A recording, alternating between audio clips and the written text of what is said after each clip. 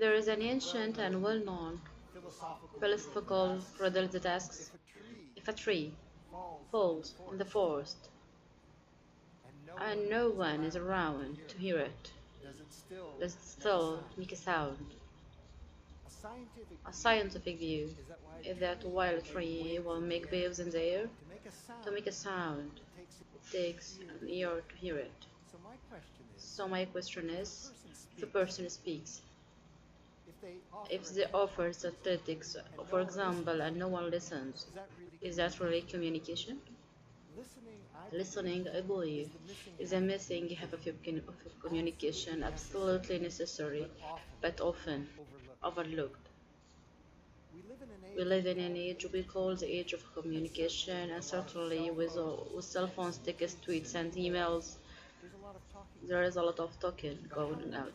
But how much listening can really be with so much eruption and distraction? So,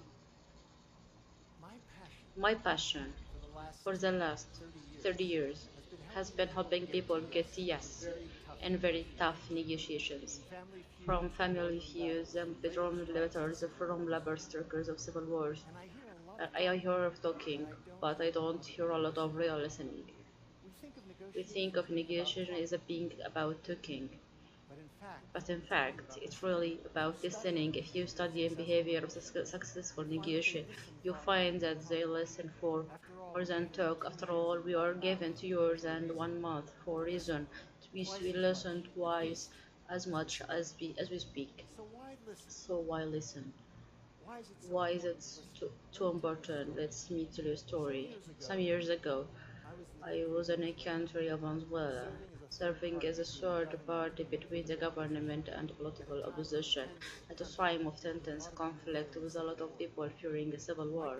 My colleague Francisco Diaz and I had an appointment with the President Hugo Chavez at 9 p.m. at the President Palace. Finally, at midnight, we were ushered in to see the President, who had the intercabin right behind him. He asked me, Harry, what do you think of the situation going on here? I said, Mr. President, I have been talking to your ministers here and to the opposition, and I think you'll make some progress. Progress? What do you mean, progress? He shouted. You're blind, you're not seeing all the dirty tricks your traitors are up to. He leaned in very close to my face and proceeded to shout. What was I going to do? Part of felt like defending myself naturally, but good. Would I into the argument with the president of Venezuela? How would that advance peace? So I just listened. I gave my full attention. I listened to where he was coming from. President Chavez was famous for making 8-hour speeches, but after 30 minutes of me just nodding and listening, I saw his shoulders slowly sag, and he said to me in a very, very tone of voice, "So Yuri, what should I do?" That's the sound of a human mind opening to listen. So I said, Mr. President, it's most for Christmas. The country needs a break. Last year, all the festivals were cancelled because of the conflict. Why not propose a truce this time, so that people can enjoy the holidays with their families after that? Maybe everybody will be in the better mood to listen. He said, that's a great idea. I'm going to announce that in my next speech. His mood has completely shifted. How? Through the simple power of listening. Because I listened to him, he was more ready to listen to me. So there are at least three important reasons why it's important to listen in any negotiation or conflict. The first is that it helps us understand the other side. Negotiation, after all, is an exercise in influence. You're trying to change someone else's mind. How can you possibly change someone else's mind if you don't know what their mind is? Listening is key.